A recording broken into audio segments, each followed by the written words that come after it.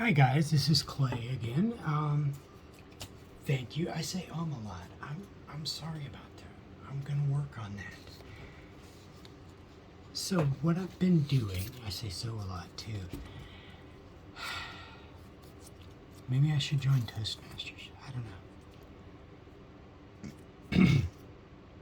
So I've done quite a bit of prep work. If you checked out the short that I just put up there about an hour ago, I guess, what I did was I cut out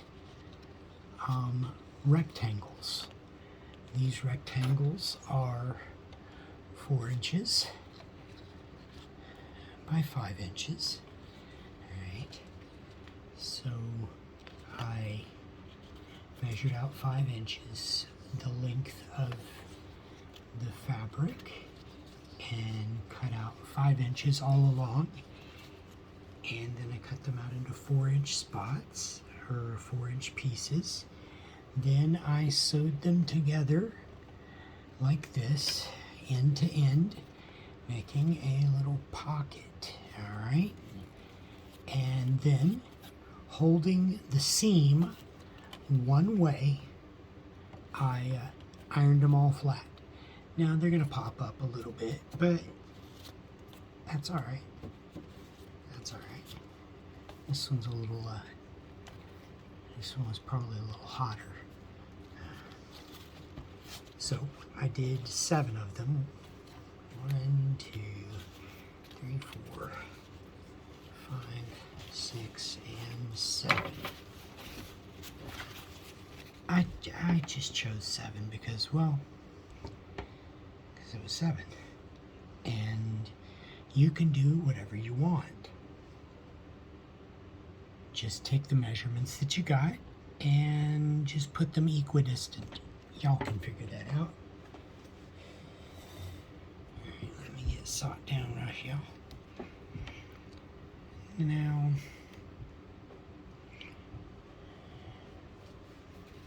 we're not ready yet for these bad boys.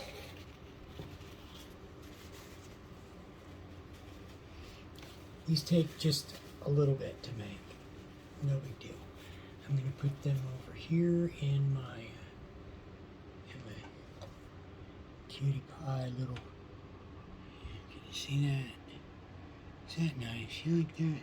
I'm going to paint it. It's a little trailer. Yeah, because, well,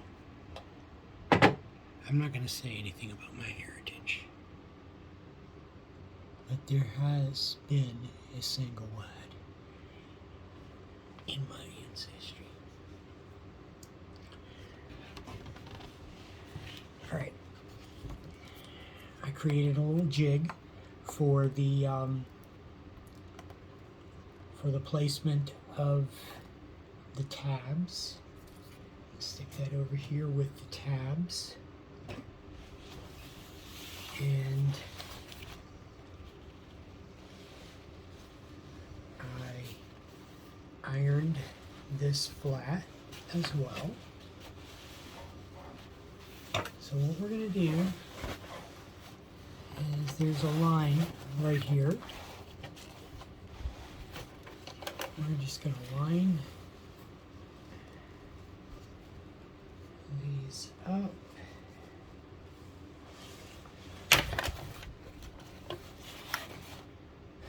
I folded my excess here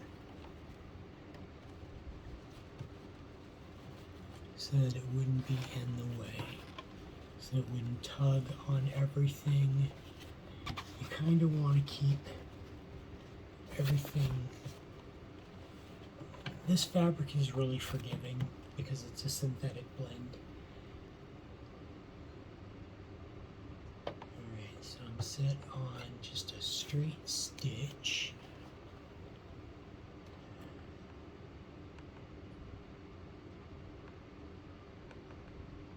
Yeah, that'll do. Alright. Man, my back hurts. I did a whole bunch of work today too.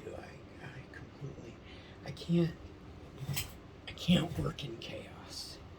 And my sewing room became chaos, and now everything is straightened up, and I'm a happy camper.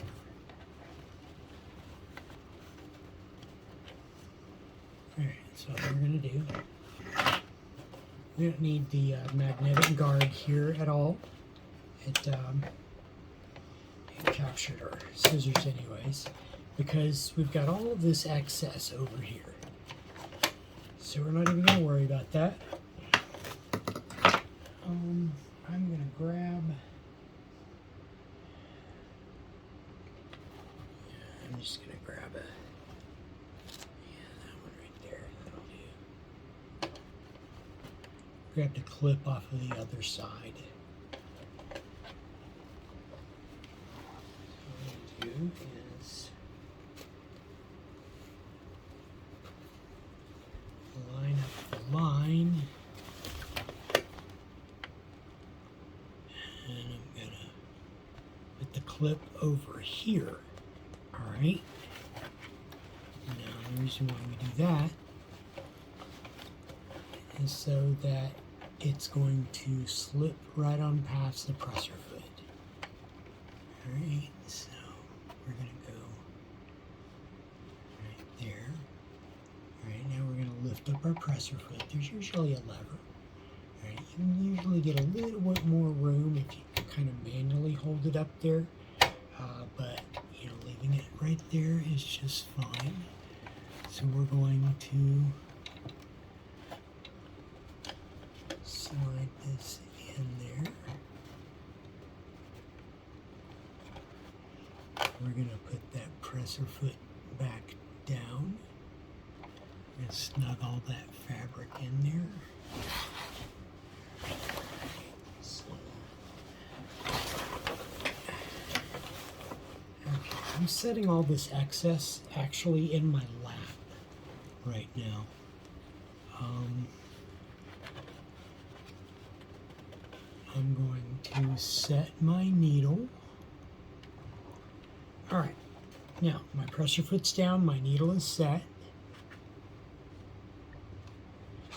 Okay, so now I'm going to take this fabric,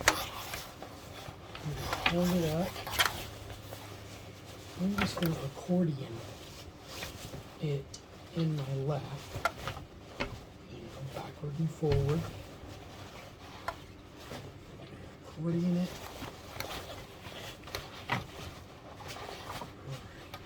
So, here we go.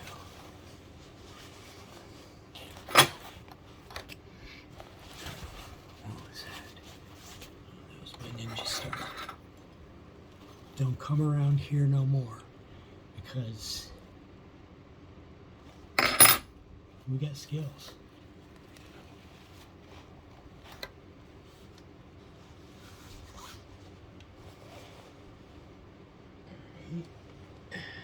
I set my foot, my pedal, out of the way, but at a comfortable spot. So basically I got two comfortable spots, foot on the pedal and foot off the pedal. So we're going to hold this.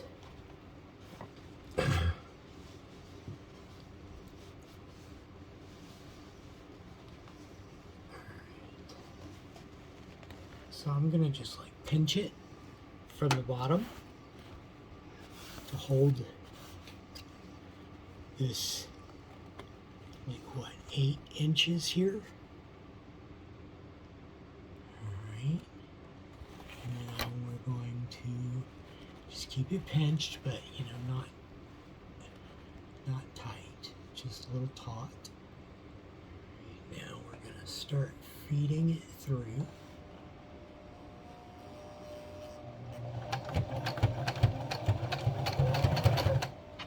Okay, that's because my feet are not the best in the world. I'm going to have to pull this on through a little bit because it's kind of large. I'm going to keep that seam like a 1/4 inch.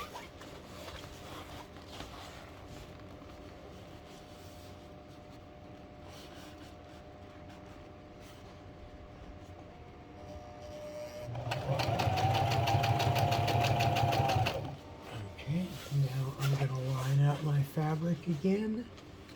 Go back about 8 or 10 inches. Pinch it from the bottom. Or pinch it from the top, whatever way it's going to work out for you. Let's try pinching it from the top. Like so. Yeah, that holds it. That holds it pretty good too. Alright.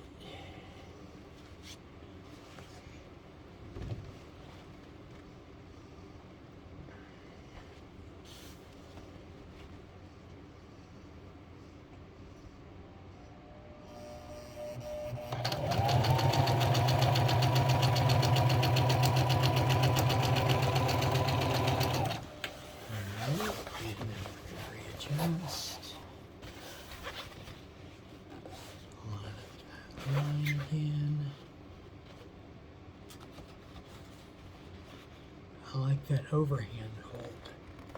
You got to experiment with what works for you. I'm a lefty, so everything that I'm teaching you might be ass backwards. And you know what? Everything I'm telling you about measurements, really think about that, because I'm not too sure on any of my math. I do know that when I'm done, I'll be able to stick a pole through the back side of this thing and it will hang at some distance from the pole. That I am sure of.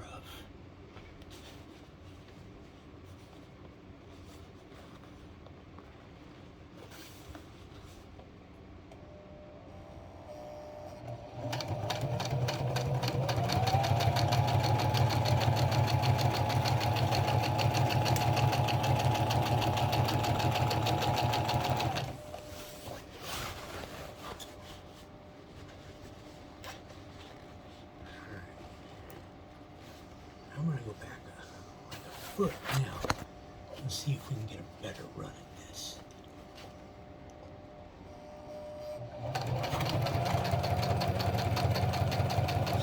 Line down.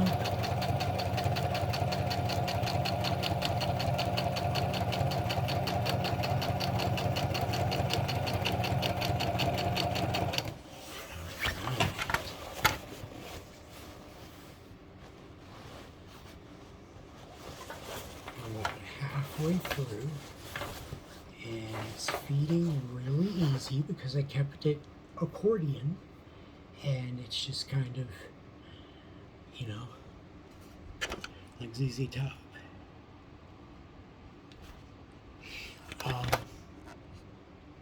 Maybe you're too young for that, I don't know.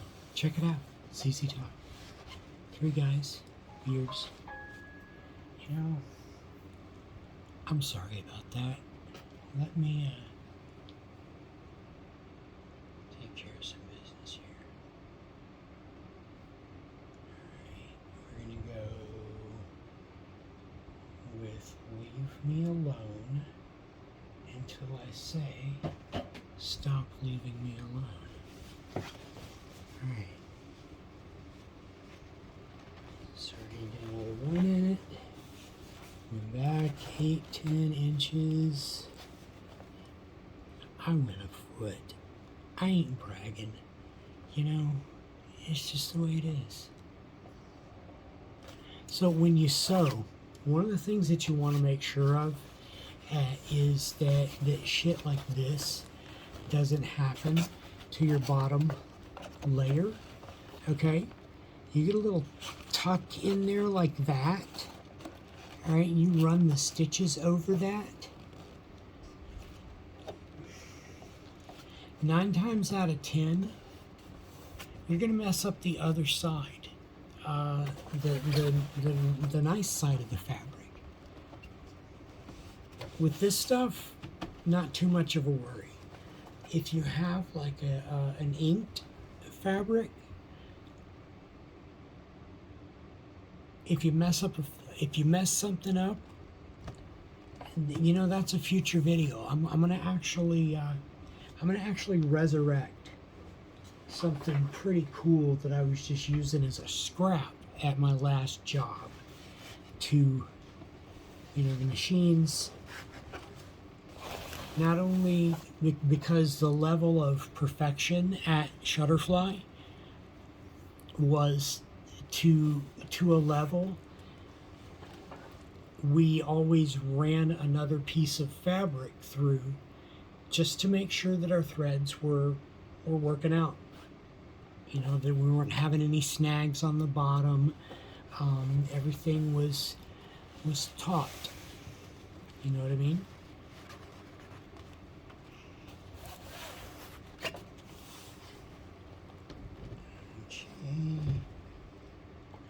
Another run at it.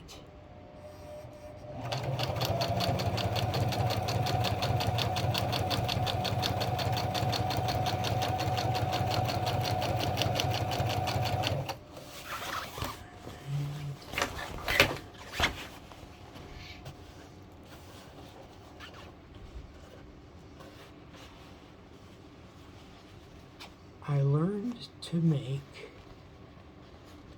a few things, not everything at Shutterfly. I loved making blankets. It was awesome. It was fun. I was putting my love out there in the world, because who doesn't want a warm and cuddly blanket? Ooh.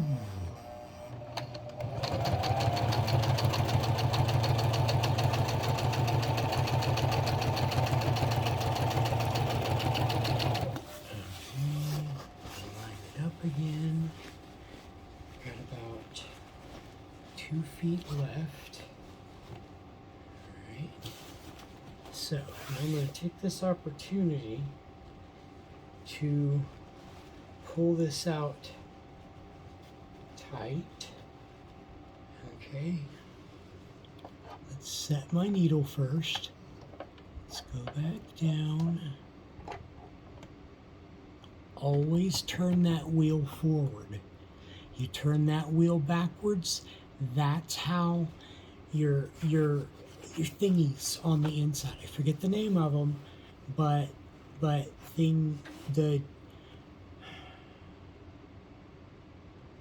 anyways, stuff happens like this. The needle goes up and down, and the bobbin goes back and forth. Right? And that action makes a knot, makes a stitch. That's how that works.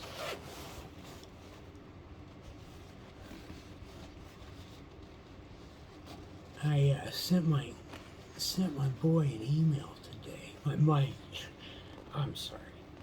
I'm sorry, D. I sent my young man, he's 18. Sent my young man an email today, and I was talking about how I could teach him how to sew. I found a really nice piece of fabric. I went through all of my stuff today, and I sorted it out into, I didn't get all crazy with it, but I sorted it out into the decorative stuff that I could make blankets out of, and the decorative stuff that I could make other stuff out of. But I know how to make. I know how to make pillowcases with hidden zippers. I know how to make bags, shopping bags. I'm gonna try and learn how to make a backpack here coming up. I'm gonna invite all you along for the ride. Alright, I'm taking the opportunity to make sure that down here at the other end, everything is still lining up so that I don't have overlap.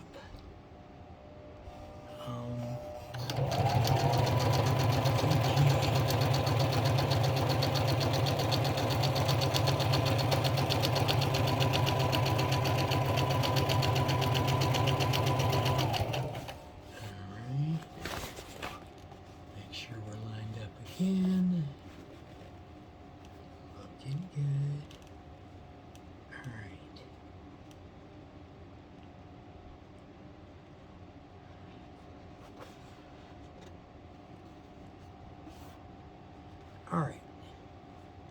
Now, let's say you're down here at the end. This fabric is really forgiving because you can see how tight that weave is. It's a synthetic blend. But if you're using something that has give to it and stretch to it, it's real easy with how tight you're holding this end. It's real easy to either stretch the top or stretch the bottom. If you've done that, if you're using a fabric like that, I highly recommend you get a fabric like this. All right, this is going to make some really nice curtains. It's going to be semi-transparent. The sun is going to come through. We're in Arizona, in the Valley of the Sun, Phoenix. And these are going to be really nice. But back to the point at hand. So let's say that you have gotten the fabric to the point where it's stretched, and you know that you're not going to come out right at the end, and it's like a 1/4 inch.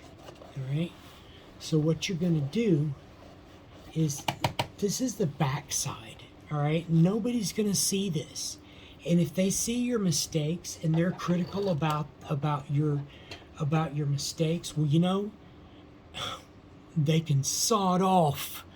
All right.